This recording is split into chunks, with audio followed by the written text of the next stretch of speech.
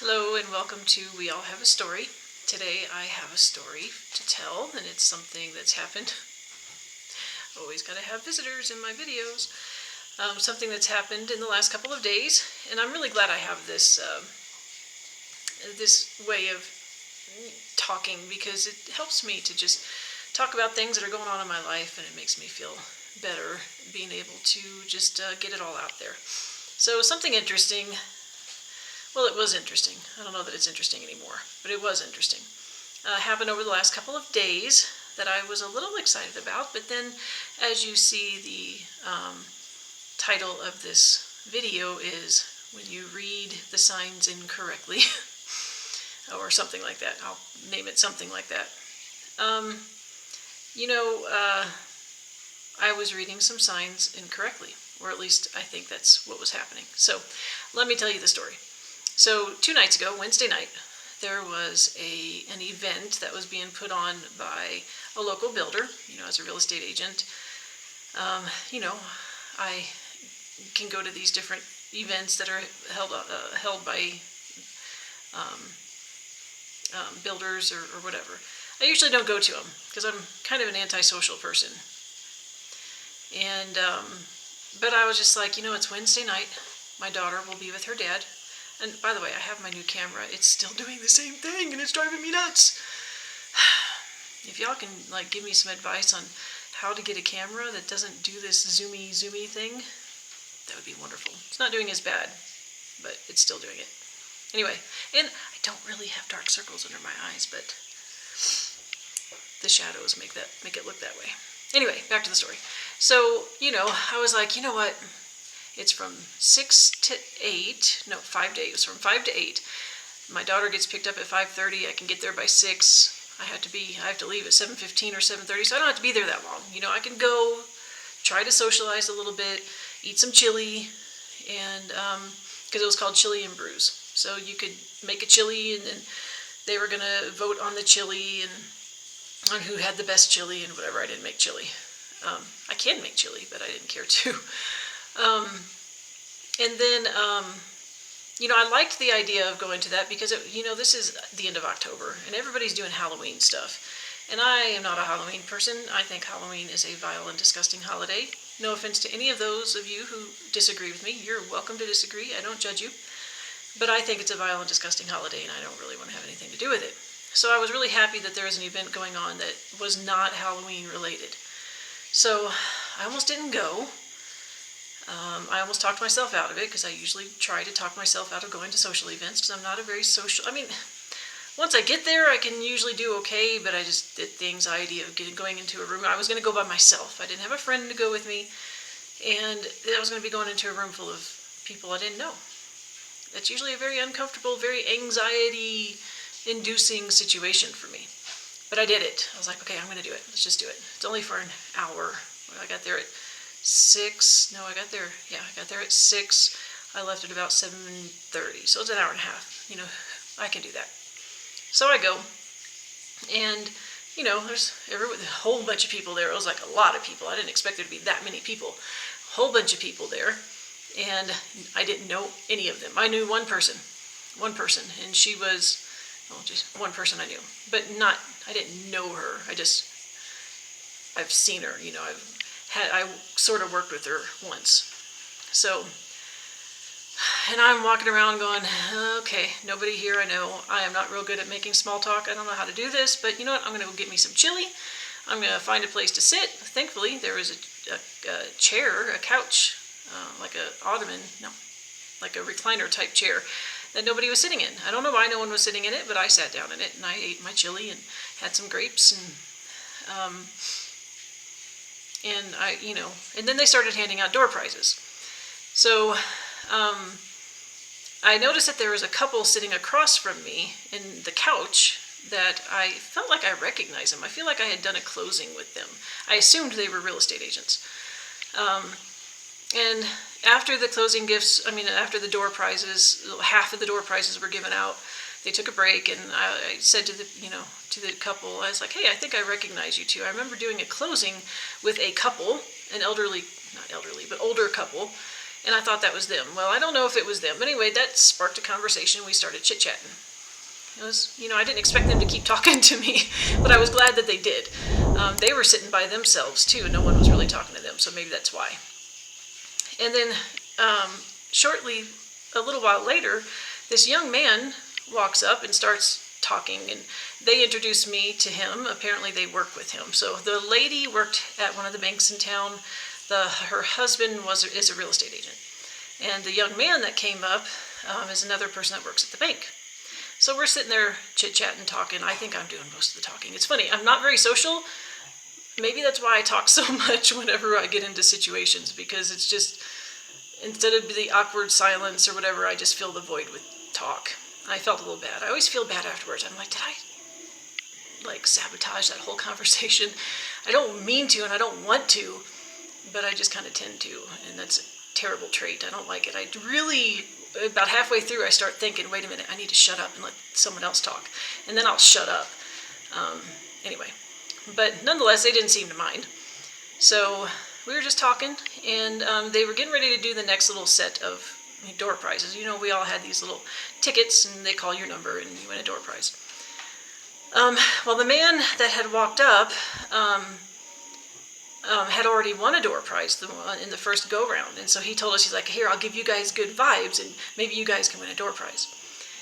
And so the couple won a door prize, and I had a number right next to mine called, and I didn't win any door prizes. And so I was getting close to the time for me to leave, and I told him, I was like, and we talked about, where I worked, and the brokerage where I work back before, business got kind of bad, and they were spending lots of money on, client gifts and stuff. They used to give out these cookies, these crumble cookies, and so that became an item of conversation, about the crumble cookies. Well, and I told him, I was like, I had a really good opinion of you until I didn't win a door prize. And he's like, well, I'll bring you a crumble cookie to work. I'm like, oh, okay. So when it was time for me to go, I was like, hey, it was nice meeting you, And he's like, okay, well, I'm going to be bringing you a cookie. And I'm like, okay, all right, I'll be waiting. And it wasn't until that moment that I thought, is this guy interested in me? He's wanting to bring me a cookie at work. Now, you'll find out later how I think I misread those signals. And I'll talk about my opinion of the situation afterwards. So I started thinking, maybe this guy likes me. And then I was thinking, he's a young guy. I don't think he knows how old I am. I mean, when I say young, I mean young for me. I mean, come to find out he's about 35 years old. I am almost 48. But I've had people tell me that I look young for my age. So, a lot of people guess me as being in my late 30s, which I find crazy. I don't know why they think that, because I don't think I look like I'm in my late 30s, but nonetheless. So the next day, the lady starts kind of texting me and sending me messages, emails and stuff, and she says she's put me on the preferred realtor list for their bank, which I think is awesome. It's pretty cool. The first email she sent me, and by the way, I thought this guy was cute. I was like, he's a good-looking guy. He has really pretty blue eyes, and, very sociable, very talkative, very easy to talk to. Didn't try to hoard the conversation like I did, but was able to engage in the conversation. So when he, said that as I was leaving, I started thinking, well, he's kind of cute. Does he like me? I don't know. So the next day, the lady started messaging me, and the first email she sent me was an email that had both him and her in. She didn't tag him, she didn't copy him on the email, but it had him and her on there because I guess they're partners. They work together. They're both in lending. And so I copied his email, and I responded to her and added him on it. And, I invited them because that next day, my brokerage was doing their trunk or treat, which I don't take part in. But I was going to be there that day answering phones. And so I let him know, I was like, hey, you guys are invited to the trunk or treat, and I'll be here, but I'll be answering phones.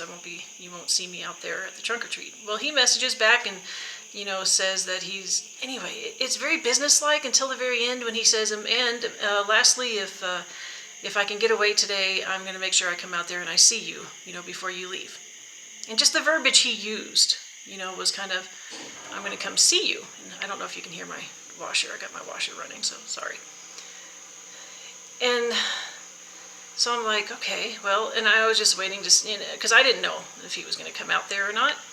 Well, he did. He showed up with a cookie and some literature from the bank that he works at.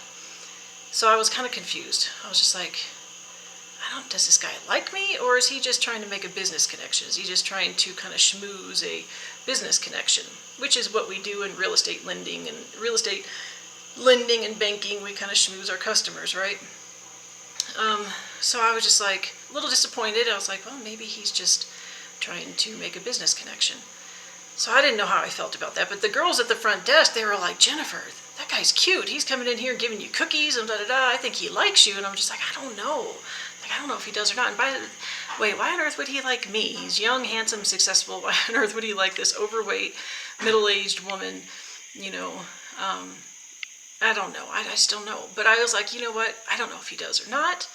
But I went back to my desk and I sent him a text from my personal phone number and said, hey, this is Jennifer. And I just want to tell you thank you for bringing in the cookie, and I told him, I said, I think it's pretty cool that you do what you say you're going to do, because not a lot of people do that these days. And so I appreciate it. Thank you. You made my day. So I felt like, kind of left a door open there, right? So later that day he responds back and he says, I was very happy that I was able to come out there before you left, and I'm really glad I made your, he didn't say glad I made your, I don't remember what all he said, but he used kind of very like excited language, like he was excited to see me, he was happy to see me, he was glad he was able to get there. He says, I hope that made up for what didn't happen last night, me not winning a door prize, and I hope you have a wonderful rest of your day or whatever. I was like, okay. And, and I sent him another little text, and it was kind of a little bit of back and forth. So then I let it drop, and then I'm just like, I just don't know. I feel like, I've opened enough doors. Okay, so here's the deal. His last text to me today was just basically, I kind of opened a door, let him know that Fridays are days that I take off to do personal stuff, and I kind of felt like I opened a door for him to maybe invite me out. But then once again, he never responded with his personal number. It was his work number, and he pretty much said, have a great rest of your Friday. So I kind of figured, you know what? I don't think this guy likes me. I think he's just trying to, foster a business relationship. Now, another thing that happened in the email, he said, hey, our bank has, they sponsor a coffee get together once a month, every Thursday once a month, and that coffee get together is next week, and it's free coffee and have whatever drink you want. And so he told me that in the email, and then when he showed up at my office, he reiterated, I just wanted to remind you about our coffee get together, and that's next Thursday, so I hope to see you there next Thursday. Well, it was me and like two other girls sitting at the front desk, maybe one other girl, but I think there was two other girls, and he didn't talk to them like at all. Like in my head, I'm thinking if he's just trying to foster a business relationship, then he would invite all of us to the coffee social, right? He wants everyone to come. But he didn't. He didn't even really speak to them. He just spoke to me. So I'm getting in my head, right? I'm like, does he like me or does he not like me? I don't know. Well, bottom line is, I've kind of come to learn with a few different experiences in my life that if you get mixed signals from somebody, it's probably because there is no signal being emitted. The mixedness of the signal is you creating something that's probably not there. At least that's how I feel about it. So I came to realize that, and with his last text, I was like, well, all right, I think I read this wrong. So am I embarrassed about it? Because I did make it clear, I did open some doors. Now, I am not one to chase. I've decided when I start dating again, whatever the heck that might be, maybe never, I am not going to chase after men. They are going to come after me, or I'm not going to be with anyone, because I feel like in this day and age, men want things to be handed to them, and I ain't going to hand them nothing. If they want me, they're going to have to come get me. And then once they show the effort, they're putting forth the effort to come get me, well, then I'll reward them. But if I want to, if there's someone I want to be pursuing me. So I was like, I'm not going to chase this guy. But I am going to open the doors, let them know that I'm interested, and the doors are open if they want to walk through them. So, am I embarrassed? There might be a teeny bit of embarrassment, but let me tell you something. When I was in my 20s, late teens, early 20s, I had a pretty healthy social life. And there are a number of boys, I call them boys now, back then they were boys, but that I was really interested in, but I didn't have the confidence to tell them that I was interested in them. But I look back and I think they might have liked me, but they didn't know I liked them because I was so lacking in confidence. I didn't believe, and to this day I kind of don't, that the boys that I liked were like the really good looking guys, and never believed that guys like that would like me. I'm an average everyday person. I'm not particularly beautiful, and these guys that I liked I thought were just very, very handsome, and so I didn't believe they would like me, and so I never went after them. But 25 years down the road plus, I look back and I think a couple of those guys liked me too. And what would have happened if I would have just stopped being so dang lacking in confidence, if I would have just told them, hey, I like you, let's go out or something. I mean, yeah, I might have gotten rejected, which story of my life, right? I've spent my whole life in rejection pretty much, so what would have one more been? So I've decided now, if I find someone interesting, I'm going to at least open doors and let them walk through them if they want to. And if they don't want to walk through them, then so be it. So I don't feel really that embarrassed. Maybe a tiny bit, but not really. Because I don't want to go be 10 years down the road going, I wonder if that guy really liked me. Well, if I open the doors and he doesn't walk through it, then the answer is no. He did not like me, and there will be no, qualms, is that the right word, about it. No two ways about it. So, how on earth can I expect to find my next husband? Because I'm not someone who's just going to go around dating casually. I'm looking for a husband. I want to be married. I want to be married to someone who is wonderful, and I want to be wonderful to somebody. So how am I ever going to find that person if I don't open some doors and give them the opportunity to walk through it? So, I don't think the guy likes me. I'm going to go next Thursday anyway and find out. Because here's the way I look at it. If this guy doesn't like me at all, fine. But there's a reason why God put me in his path. There's a reason why God iterated to me twice. There is a coffee get-together next Thursday. God is in charge of everything, right? So he made sure that was told to me twice. So it tells me God wants me to go to this coffee thing. If it's not for this guy, then maybe it's for something else. Maybe not for a man at all. It might have to do with a really good business partnership that I start up, or who knows. So I'm going to walk through the door that God has opened, whatever the reason is for me walking through it, whether it's to find the one that God has chosen for me, or if it's to find a really good business partnership that helps me through this period of my life. I'm going to walk through it. So I'm going to go next Thursday, and whatever happens, happens. So that's my story for the last couple of days. I guess technically things could still, the jury's still out on what this guy, whether he's interested in me or not, but I think they're pretty close to an answer. I think they're about ready to come back with the verdict, and I think the verdict is he's just, wanting a good business relationship, and that's fine. I will send him clients, and the other lady, because she was really the one that got everything started, and, maybe they'll send me clients too, and so be it. So, no harm, no foul. There's nothing wrong with putting yourself out there.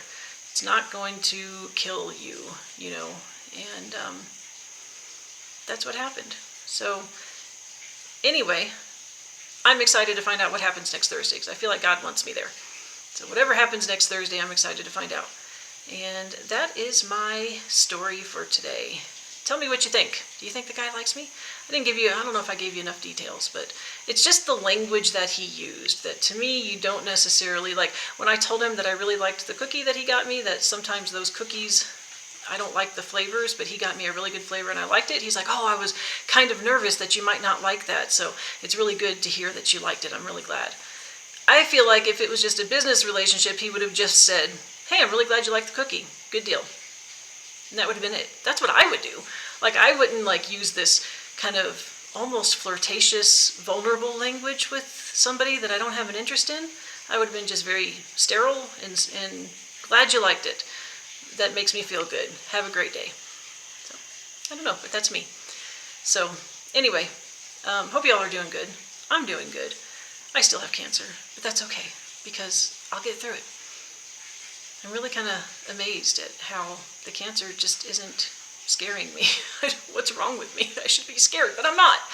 And I feel good. I feel like life still has a lot to offer me, and I'm looking forward to whatever that might be. So you guys have a great evening. Thank you for listening to my 20-minute long story. I hope you made it to the end, and I hope y'all do well and create your own wonderful stories. And if you have stories that you share on your YouTube channel, let me know. I would watch them because I love these sort of things.